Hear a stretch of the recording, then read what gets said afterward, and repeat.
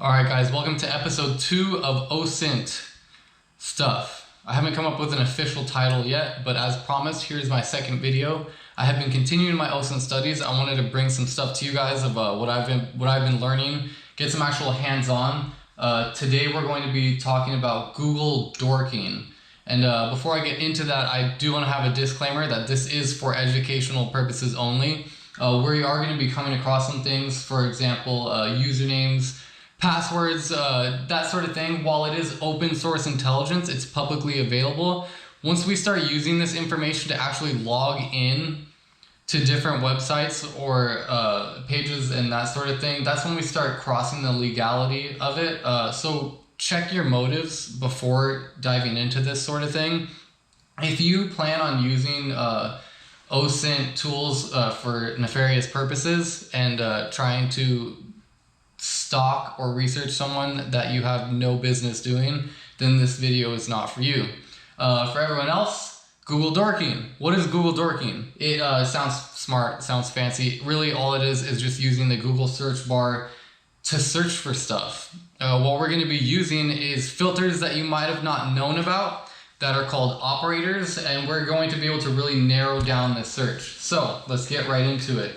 Some of these operators are, for example, right here, cite, and, or, wildcard, file type, in text, in title. These are just a few of the operators that we're going to be using. And it's worth mentioning that these operators usually work on other search engines, for example, Bing, Baidu, Yandex, DuckDuckGo. So for the most part, you could use these across all of those. I want to start with an actual example. So I had a professor at a college that I went to a while back. I couldn't remember his name. I knew that I took an electrical course, so I wanted to find out his name, see what he's up to, right? So I can type in site pasadena.edu, and what that is going to do is it's going to take my search and only search for things on the pasadena.edu website, right? It's not going to search for it anywhere online other than pasadena.edu. So say I know he's a professor, so I can type in professor. And I can put and electrical.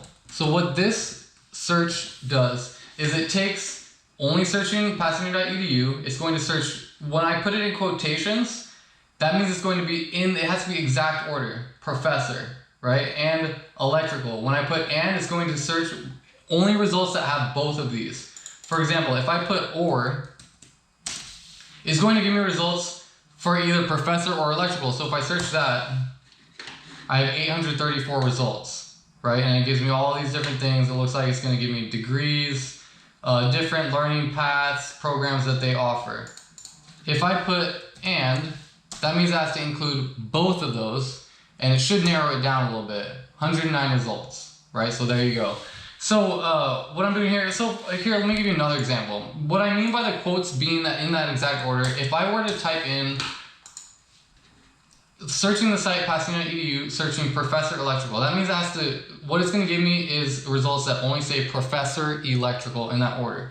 And I don't think there's anyone named professor electrical at that school. So if we search it, 0 results.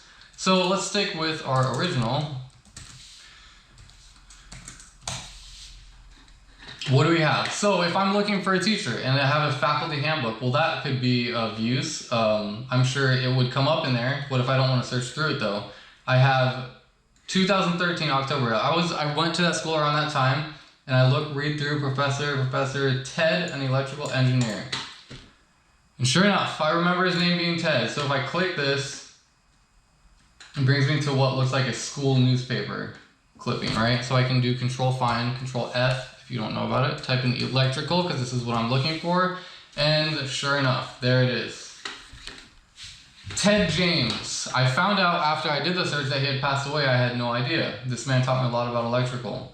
And what you find interesting is that, I mean, if you want to take it to the next level, you can start doing some OSINT on me. I told you that I attended this school, right? And I took one of this gentleman's courses. I definitely didn't take it after 2013 because that's when he had passed away. So you can start building a profile on me, taking some of the information that you have ready available, some of the stuff that I've given you, and start doing some investigative research and start connecting the dots, right? Another thing that's cool is if you have a target person of interest, and maybe you only know where he works, right? You know that he works at pasadena.edu, right? Like I said, all the search results here are only providing pasadena.edu. So I know where he works. I know he's a professor. Say that I know that he works in drama, right? So then I can start using that. So if I have a person of interest, I have little information about them, I can start using it to narrow down my search to see if I can find anywhere online more information about him. Another option I could have done for this, if I use the tools, I can go here and I can do a custom range. Say I know I attended that college between, if this works for me, 2009 and 2015, right? PCC retirees, October, there. It really, really narrows it down. I mean, I got one search result, right? So you can use the tools to provide exact custom ranges of when you want that search to come up. So I'm gonna put it back to any time. And we are going to move into, let's play around with password searches. So say I search Facebook, right? I'm gonna play around with Facebook. Hopefully they don't hate me for it. I swear I'm not gonna use it for nefarious purposes. These are gonna be innocent searches. So site, facebook.com. What if I wanna look password? What is it gonna give me? Okay, so I have help centers, login password, probably forgot password pages, that sort of thing. But what if I can also use this operator, in text, which means that it's going to only give me results that have password in the text. Pretty much the same results, right? Help center, password basics, login, that sort of thing. But what if somebody uploaded to Facebook a file, maybe a PDF with passwords in it? So I can type in file type. This is another operator. And I can put PDF. So now what it's going to provide me is searching only the site Facebook.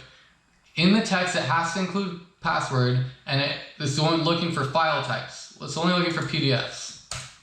What do I get?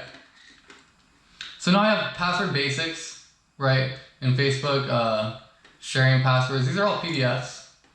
Looks like information. We're not going to open that, but called brute force attack. Yeah. Now I have PDFs, and there you go. So what are some other examples we can use? Maybe a Excel. I almost forgot what it was. An XLSX. So Excel files. People save passwords in Excel files. You definitely shouldn't, but people do it. Nothing. We didn't find anything there. What about maybe a docx? Nothing. Well, what we can do then is we can check, if we take out in-text password, does Facebook even have any docx files on the website? It looks like we have one here. We didn't include password in it, so it's not really something that we're interested in. What about, again, just one result for an Excel file. So then you can start searching websites for more particular file types, including, I'm not even going to search any in-text to add to this because clearly it only gives us one result. So that's how you can see if that website even has those files. Facebook doesn't have too many things laying around like that, but what about something like, people upload stuff here, right? So, I'm not even going to put file type. I'm just going to put in-text password. And you're going to get this pretty often. Google, when you're dorking, they want to make sure you're not some crazy robot trying to get over on them. And clearly, I'm not very good at this. Because is that a parking meter? That looks like a mailbox to me, right? I don't think that was a parking meter, guys. I really don't. So look, password logs. password logs, password logs. It looks like we have lists of usernames, emails, and passwords and stuff. I'm not going to click on these, just again of what I said before, but you start to see some of the things that you could search in text. What if I put @gmail.com? Right now I'm coming up with more things, just lists of, look, this has usernames and passwords. Again, these are all for people with Gmails. You start to see some of the stuff that you can find online that's readily available. And here, where are we gonna go with this? How about, what if we wanted to look up subdomains, for example? I can type in, here, let me try Tesla site, Tesla.com. Let me search James, see if there's a James over at Tesla.com. Okay, so we got James, right? But a lot of these are www. What if I don't want to have that? So I can take out the www. And what it's going to give me then is forums, IR. So it's taking engage. So now I'm looking at different subdomains. So what if I don't want to see the forums either? Take out forums. Okay, so now I have just IR. What's engage? I don't want to see engage. So I can take that out. And then we start to narrow down. I'm down to 38 results, and it looks like everything is ir.tesla.com, looking for this guy James, right? Looks like he's an investor. And that's how we can start searching subdomains, by removing things that we don't want to search. And what we can also do is we can remove that. I can also remove maybe a James Murdoch. No, that's not the guy. I want to remove Murdoch, right? So now I'm down to 9 results, and it takes away all of that. And that's how we can really narrow down our search and pinpoint what we're looking for, right? So let's just have some fun. Say I know ZeroDayJames. I want to find this guy's password. I know his username. Let's see if maybe somewhere online he uploaded a password somewhere, right? And I'm assuming that he uploaded it on an Excel file. Okay, so nothing. Maybe he uploaded it in a PDF. Ooh, what do we have here? No, networking exam questions, CompTIA. No, it doesn't look like this is it. What about just password? What do we get? Pinterest. Oh, cool. We get some stuff by My Hacker Tech. So while I'm not finding anything that has passwords or files that have passwords, I am finding some stuff that I posted quite a while ago that are just readily available online. This was even just a story of mine on my Instagram, but you see it available here online, which is pretty scary. You know, some of these aren't mine. I don't even know what this is, but there's a lot of stuff that you're gonna find that you did not know was available. So what I can do with this, for example, is I know ZeroDayJames has a YouTube channel. If he has a YouTube channel, that means he has a YouTube, which means that he has a Gmail, because YouTube only allows you to create accounts through Gmail emails. So I can use that. I already know his email. Now I just have to find his password. So I can start using these different dorks in order to look around these different operators to see if I can find his password somewhere online, right? And then last thing I want to show you guys, I do encourage you to learn the operators, right? It makes it quick. It makes it so you're learning the actual language. If you go to Google Advanced Search, you can do the exact same thing, right? So I want to search ZeroDayJames. I want it to say, here, I don't want to include, I don't want to include Instagram stuff. I can search times, I can do all of this sort of thing, right?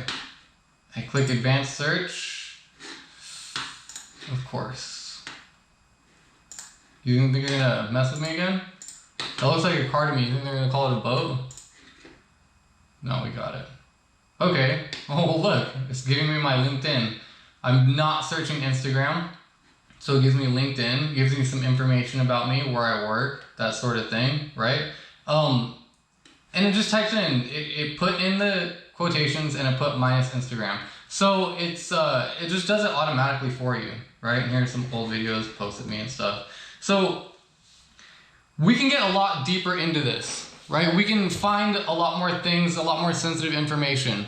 We can find boarding passes. Some of these boarding passes haven't even actually been used yet, which is kind of scary. So then you can actually locate what someone's doing.